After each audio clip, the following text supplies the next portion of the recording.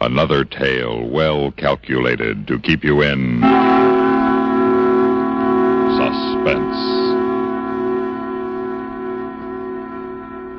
The City That Was, written for Suspense by Richard Weil. When you need someone to do a specific type of job, you hire someone specially trained to do that job. After all, this is an age of specialization. But what you may not know is that right now, there are several 100,000 men and women who have received special training and are searching for employment. Now, these folks, many of whom are veterans, have physical handicaps, which actually often makes them better able to fill specific jobs. Does that sound strange? Well, maybe so, but here's the explanation. These men and women, recognizing their shortcomings, have sought and received special rehabilitation and training in specific areas of work. They are highly skilled because they've been taught to make best use of the physical and mental abilities they possess. So if you're looking for help, contact your state employment service and ask about physically handicapped workers. Employing the physically handicapped is good business.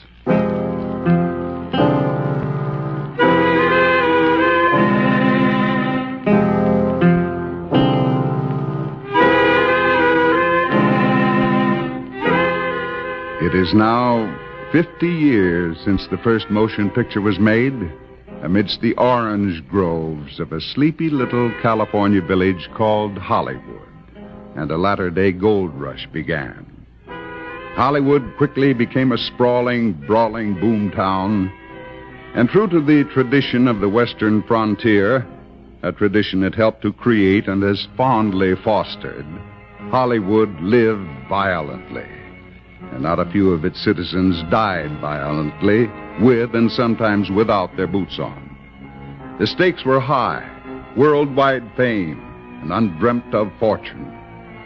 And the passions that poured onto the silver screen sometimes spilled over into private lives, with lethal results.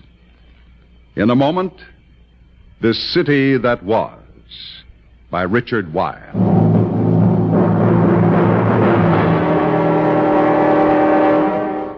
This Halloween, when your doorbell rings, give those little trick-or-treaters a treat they'll never forget. Snap their picture and give them a print. But before next Monday night rolls around, get several packs of Sylvania Blue Dot Flash Bulbs, the world's largest-selling brand. Because only with Flash can you catch all the fun and color of Halloween. Only with Flash can you get all the clear, sharp details. What's more, flash bulbs work with any film, anytime, day or night, anywhere, with any camera. So this week, when you're out shopping, be sure and ask for Sylvania Blue Dot Flash Bulbs. And also ask for your free 32-page flash guide book, designed by Sylvania to help you take better flash pictures. Remember, it's yours free with the purchase of only one pack of Sylvania Blue Dots. But hurry, the witches will be flying before you know it. So get your Sylvania Blue Dot Flash Bulbs today.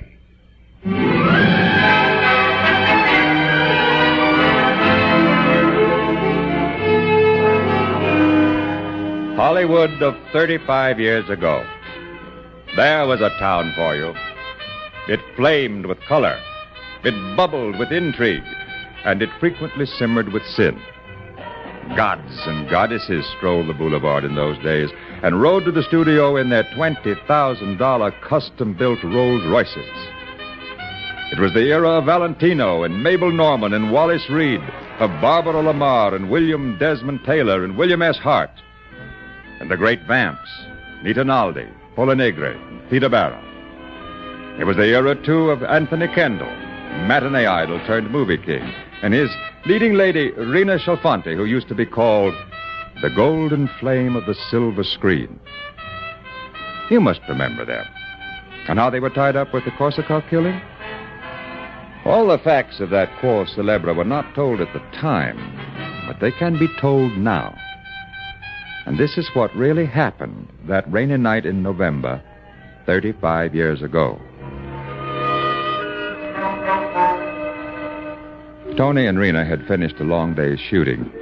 It was nearly 7 o'clock when Tony tooled his big white Cunningham roadster into the driveway of his Whitley Heights estate. He stopped the car under the arch of the entrance gate and was reaching for the electric control button when a masked figure with a gun stepped out from the darkness. All right. Hold it right there. What is this? It's the end of the line for you, big shot. Oh, no. Oh, yeah. Here's where your boyfriend gets what's coming to him. Tony, it's Bart Malloy. Oh, that wasn't very smart to recognize me, Rena. Now you go with him. All right, Bart. Cut the melodrama. You're drunk. Now go on home and sleep it off. I'll see you at the studio tomorrow. There isn't going to be any tomorrow for you two. Because I'm going Look out, Bart, behind you! Let go of that gun, Bart. Let go. Oh, you don't? I said I'd kill Go, you. I say. That's better. Now, I'll just unload it so nobody can get hurt. Here. You can have it back now.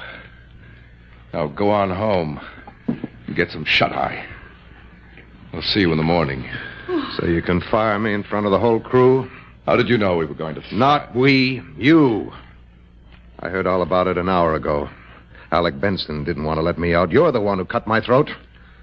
So you might as well call the cops and do the complete job on me. I have no intention of calling the cops. Why not? That would make your day perfect. Now, look, Bart.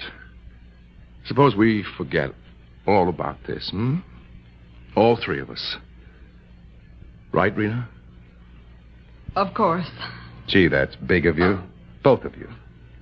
Maybe someday I can pay you back. Now go on home, Bart. You need sleep. Sure, that's all I need. Just a little sleep. And thanks, Tony. Thanks for everything. Tony, Yes, darling. would you mind driving me straight on home? Well, what about dinner? Oh, I don't feel much like eating now. I just want to go home. All right.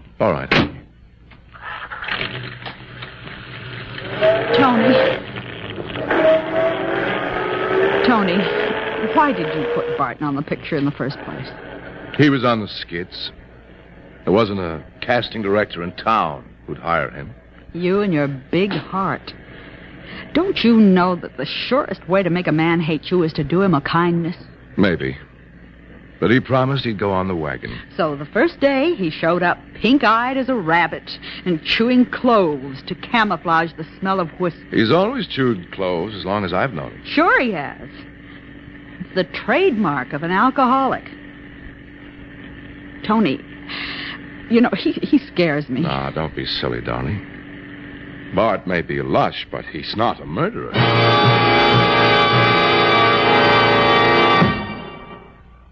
In just a moment, we will return for the second act of Suspense.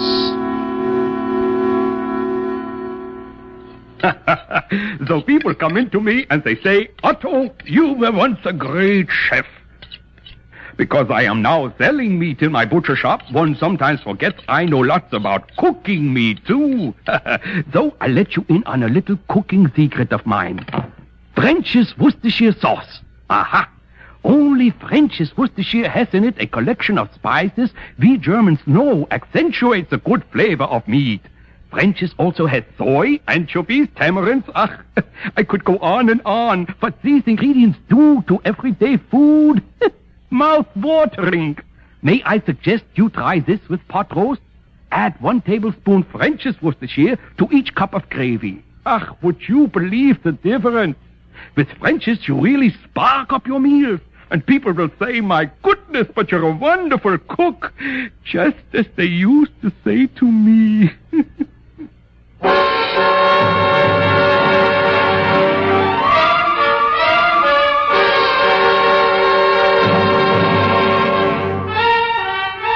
Of course Bart Malloy didn't take Tony's advice and go home. The evening was still young, and in his misery he needed company. So he headed for Henry's on Hollywood Boulevard. Everybody went to Henry's in those days. It was packed every night with actors, directors, writers, producers, come to see and be seen, and to partake of Henry's wonderful turkey sandwiches. his fabulous German pancakes, and his fragrant coffee. Malloy is downing cup after cup of it now, each one generously laced with whiskey from his hip flask. Also, he's airing his grievances to Fritz, the friendly waiter who knows him well. So, I take a drink.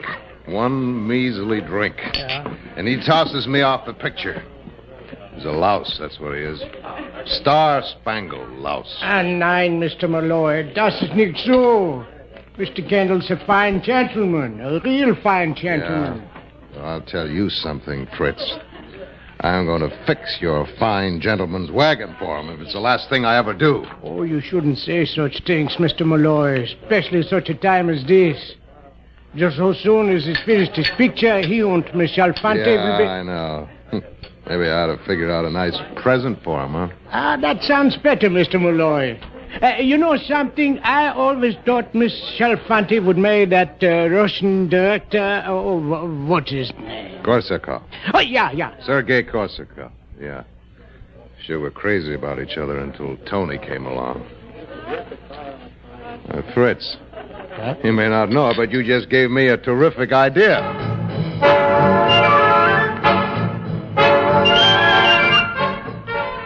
Mark Malloy lost no time in putting his terrific idea into action.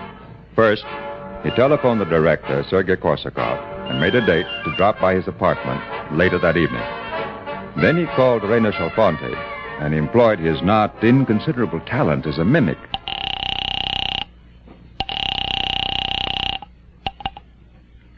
Hello? Hello, this is Hollywood 2749. Yes, it is. May I speak, please, with Miss Chalfonte? I'm Dr. von Kesselring, Dr. Friedrich von Kesselring. This is Miss Chalfonte, Doctor. I am Mr. Korsakov's physician, Miss Chalfonte. I have, I regret to say, some unhappy news for you. Well, is something the matter with Sergei? He has suffered a coronary occlusion.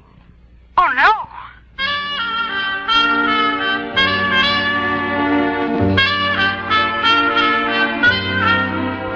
Malloy counted on the rainy streets and the fact that Rena had to come all the way in from Beverly Hills to give him the time he needed with Korsakov. 5 minutes later, he pulled up in front of the Russian director's house, high in the Hollywood Hills.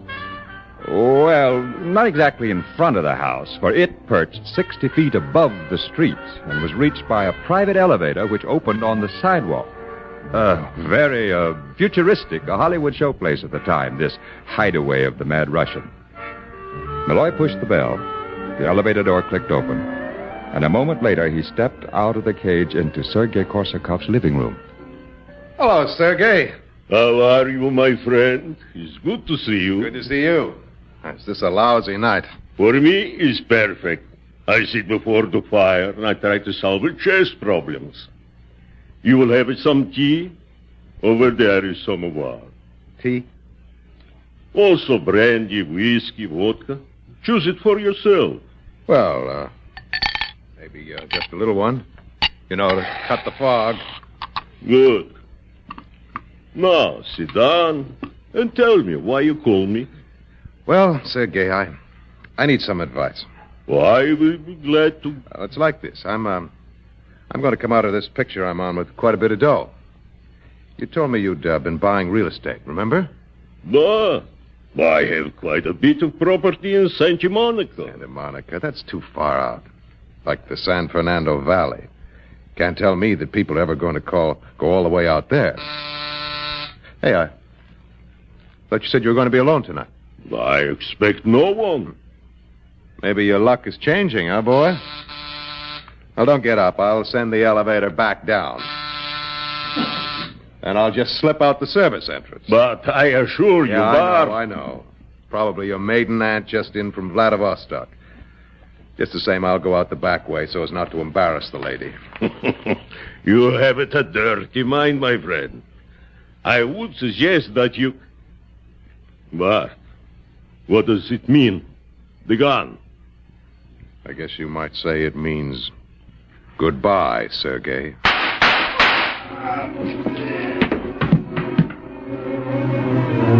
Malloy moved fast now. He wiped his fingerprints from the smoking gun and from the whiskey glass. Then he dropped the gun to the floor and headed for the service entrance. He was gone when the elevator stopped, and Rena walked into the living room to discover Sergei's bullet-riddled body sprawled on the floor. When the police arrived, summoned by a neighbor who heard the shooting, they found her there, gun in hand, kneeling over the body, sobbing over and over. Who did it, Sergei? Who did it? Who did it? Who did it? In a moment, we'll return for the third act of Suspense. Hi, this is Dennis James with a longtime favorite.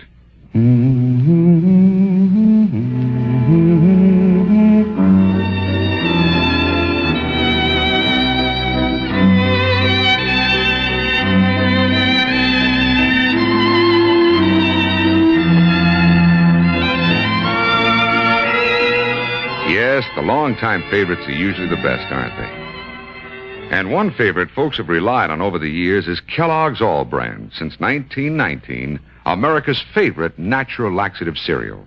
Kellogg's All Brand is the safe, gentle way to overcome irregularity caused by lack of bulk in your diet.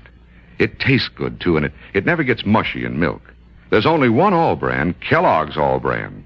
So relieve constipation the way millions do with Kellogg's All Brand. ALL-BRAN.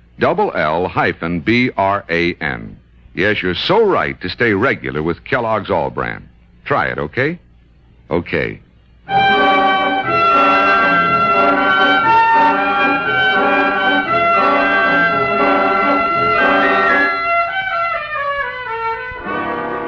They allowed Rena Chalfanti one phone call. Naturally, she called Tony Kendall. But there wasn't much he or his attorney could do for her, since there's no bail on a murder charge. So Tony went to the scene of the crime, and there he found that an old friend of his was in charge of the investigation, Sergeant Kay of Homicide. I'm sorry, Tony, but it just don't look good for your girlfriend. But Rena is no killer. It's not for me to say.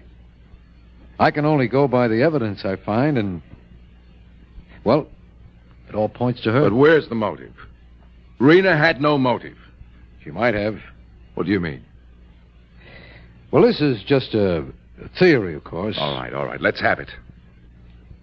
You may not like it, Tony. I told you. Go ahead. Well, she and Korsakoff were, they were pretty good friends before you came along, right?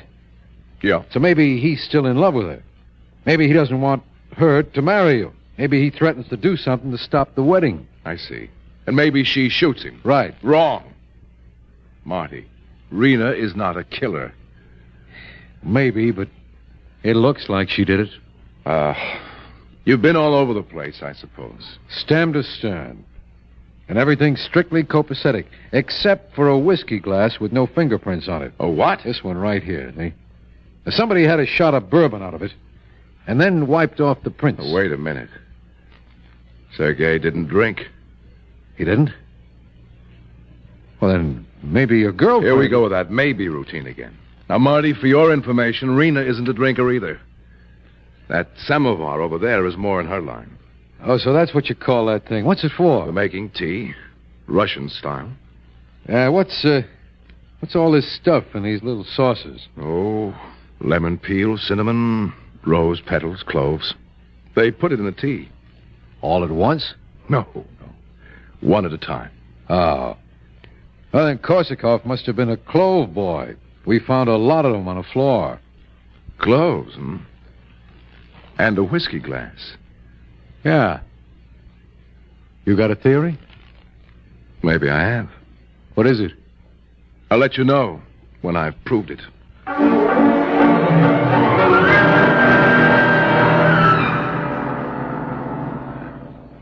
In just a moment, we will return for the concluding act of Suspense. You know, there are millions of motorists in this country. Most of them are careful, law-abiding drivers who are smart enough to know that it pays to be careful, but it takes only one careless act to cause a serious accident.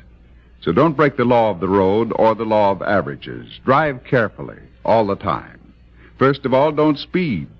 More highway deaths are caused by excess speed than by anything else. Second, drive with your head as well as with your hands and feet. Use sound judgment in your driving and develop good driving habits.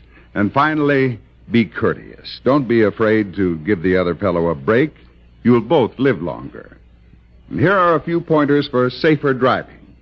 Pass the car ahead only when you're absolutely sure it's safe. Don't take chances. Always allow plenty of space between your car and the car ahead. At least one car length for every 10 miles per hour you're traveling. And at night, dim your bright lights when approaching another car. Now, by following these safety rules, you can help cut down on accidents.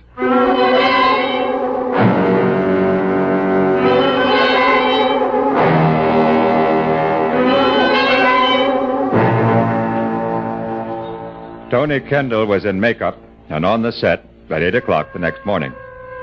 The cameras were in place, and the lights were all set up for the climax scene of Passion Lost, the big fight scene. Alec Benson, the director, greeted Tony with the long face usually reserved for funerals.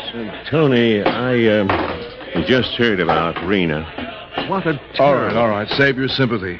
She's innocent. Oh, of course. But what's it going to do to our shooting schedule? You're just chock full of compassion, aren't you? Well, I mean... How's the great man this morning? Good morning, Bart. Who's going to lower the boom? You or Alec? Well, Bart... I told you last night we'd forget all about it, Bart. I thought you meant... You're still on the picture, Bart. But, Tony, I've already hired... You heard me, Alec. Tony, I don't know what to say. Then save it. Let's get on with the fight scene. Okay. Now, this has got to top any fight scene that's ever been photographed. Sam!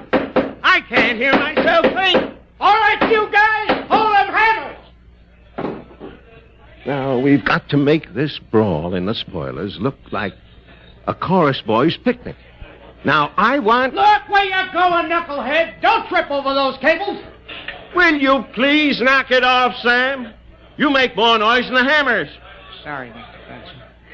Now, let's get the suspense of the fight in Tolerable David, the brutality of Noah Beery and the Sea-Wolf, the cruelty of... Look, Alec, why don't you let Bart and me sort of work it out by ourselves first, Then we'll tell you how we see it, and if it's okay with you, we'll try a take. Well, all right. Just call me when you're ready. Fine. Come on, Bart. Let's block out the action. We begin here on the balcony when I find you coming out of Helena's room. Yeah.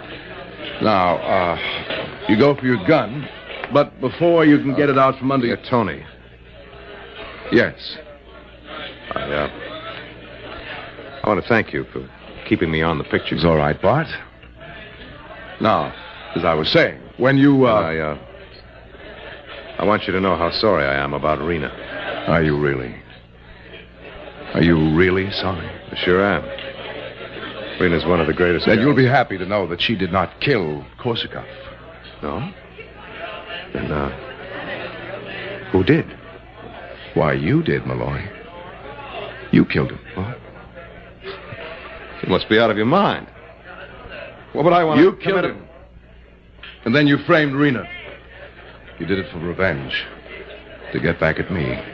You're talking like a maniac. What about the clothes that dropped out of your pocket onto the... Korsakov had clothes, too. They were by the samovar. That does it.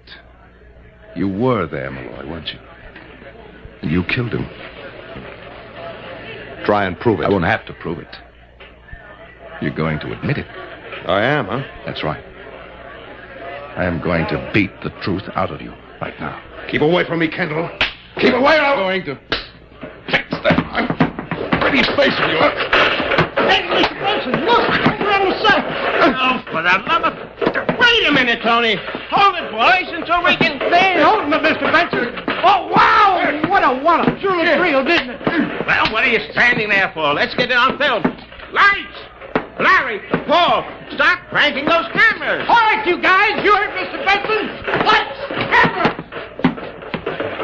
That's fine, Bart. Slam his head against that pillar. Good. Now, bring one up, Tony. Bring it up from your heels. That's the idea. A real haymaker. You did it, didn't you, Malloy? You killed me. Get your hands off my throat. Can't breathe. Now, tell me the truth, Malloy.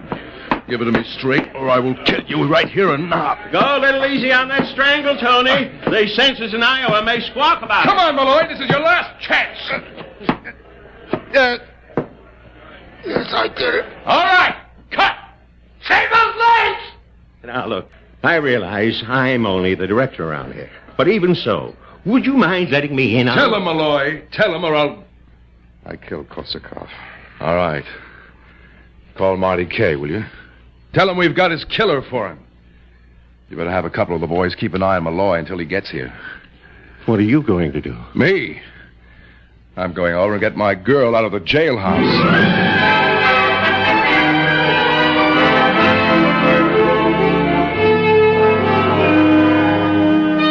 And there you have it, ladies and gentlemen, a story out of the Hollywood of the 20s, the city that was. As you know, Rena and Tony Kendall are still one of the film capital's happiest couples. As a matter of fact, I had tea with them last week. Rena served from a great brass samovar, and I had my choice of sugar and cream and rum, of course. And then there were little china bowls filled with slivers of lemon peel and dried rose petals and sticks of cinnamon. But do you know something strange? There weren't any clothes.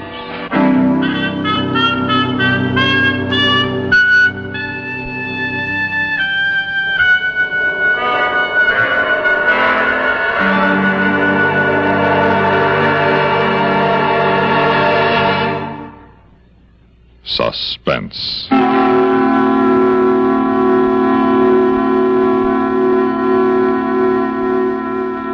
You have been listening to The City That Was, written for Suspense by Richard Weil. In a moment, the names of our players and a word about next week's story of Suspense. Americans want peace and world friendship, and one of the most effective ways to achieve this ideal is to form personal, international friendships.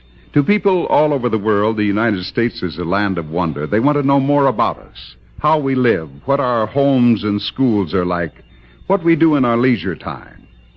Well, these people are anxious to correspond with you to become international pen friends.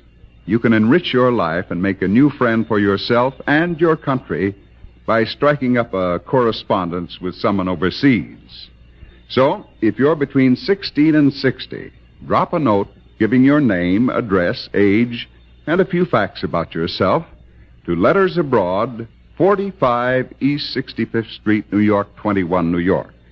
Enclose a self-addressed stamped envelope, and that address again is Letters Abroad, 45 East 65th Street, New York, 21, New York.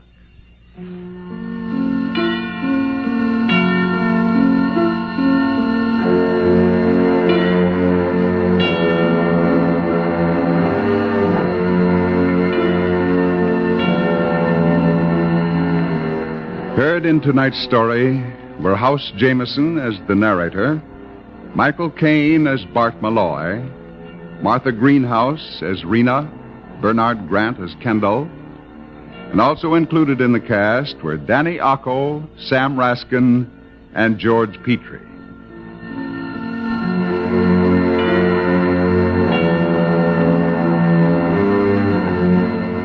Listen again next week when we return with The Green Lorelei by George Bamber. Another tale well calculated to keep you in Suspense. WROW, Albany, New York.